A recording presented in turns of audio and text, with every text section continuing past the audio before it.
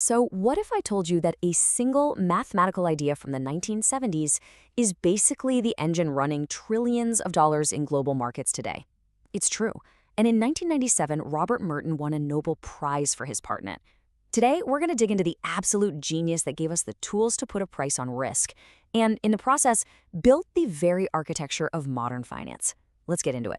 At the very heart of all this is a really fundamental question, a huge one.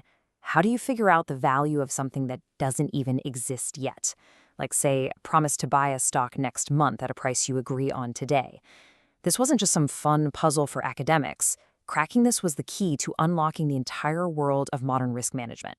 Okay, so to really get what Merton did, you have to understand this core concept from economic history, sometimes called arc-V.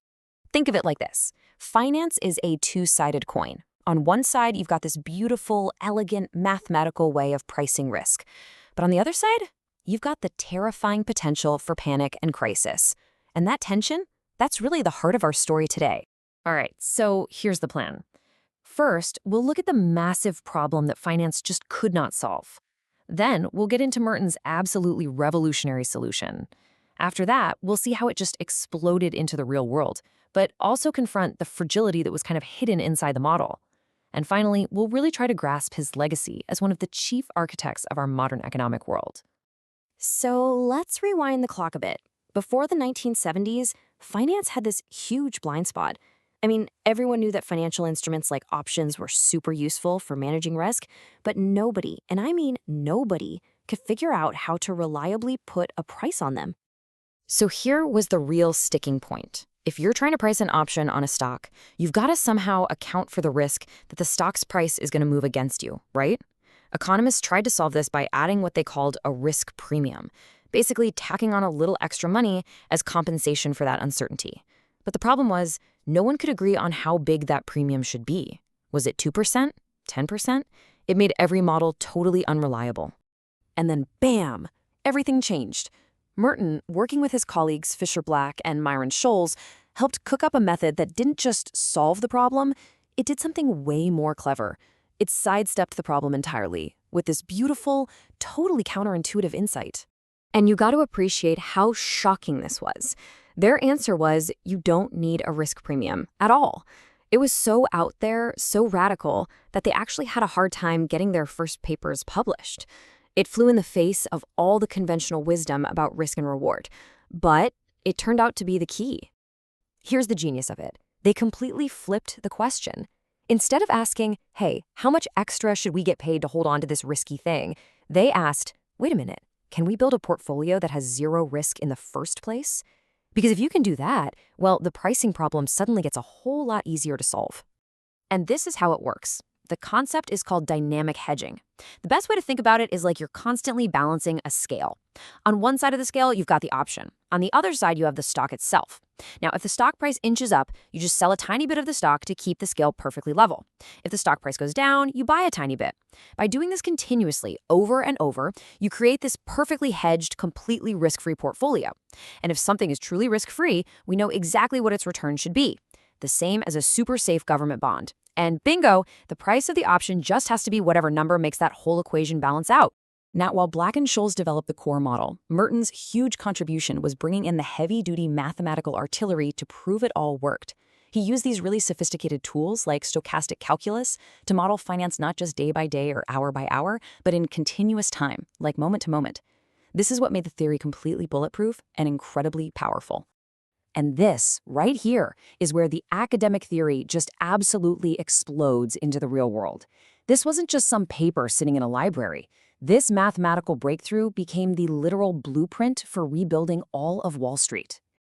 Now, don't worry, you don't need to understand a single symbol on this slide. The whole point is just to see how finance was transformed. It went from being kind of a gut feel business to this rigorous quantitative science.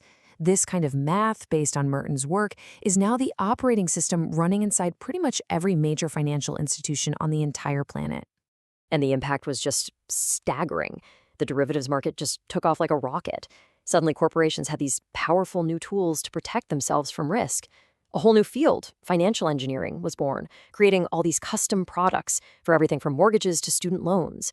And this framework became the absolute foundation for the whole quant revolution in investing. And just to give you a sense of the scale we're talking about, around the time Merton and Scholes got their Nobel, the total notional value of the derivatives market, that's the total value of all the assets being bet on, was a mind-boggling $70 trillion. This entire global system was built on the intellectual foundation that they helped create. Okay, but this brings us back to that other side of the coin we talked about, panic. The models are, mathematically perfect, but they all operate on certain assumptions. So what happens when the messy, chaotic real world decides to break those assumptions?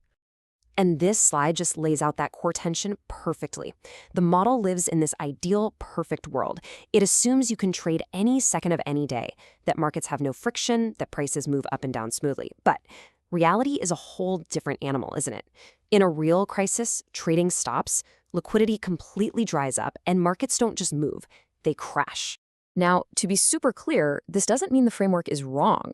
It's a perfectly logical and coherent system, but its power depends entirely on a set of ideal conditions. And a financial crisis, like what we saw in 2008, is exactly what happens when reality violently smashes those assumptions, revealing the whole system's hidden fragility. So, after all of this, what's the big takeaway? Well, Robert Merton didn't just solve an equation. He gave the world a new language, a new set of tools. He really was one of the principal architects of the financial system we all live in today. So let's just boil it down. Merton brought the hardcore math that turned derivative pricing into a science. He cemented this idea of no arbitrage, the idea that you can't make a risk-free profit, as a central principle of finance. His work became the bedrock for how every major company manages risk. And in doing all that, he also, maybe unintentionally, shined a bright light on that dangerous gap between a perfect theory and the chaotic reality of a crisis. And that leaves us with one final, and I think crucial question. We now have this incredibly sophisticated toolkit to understand and price and manage risk. But when human psychology gets thrown into the mix, when fear and panic grab the steering wheel, can any mathematical model, no matter how elegant it is, ever truly be enough to protect us?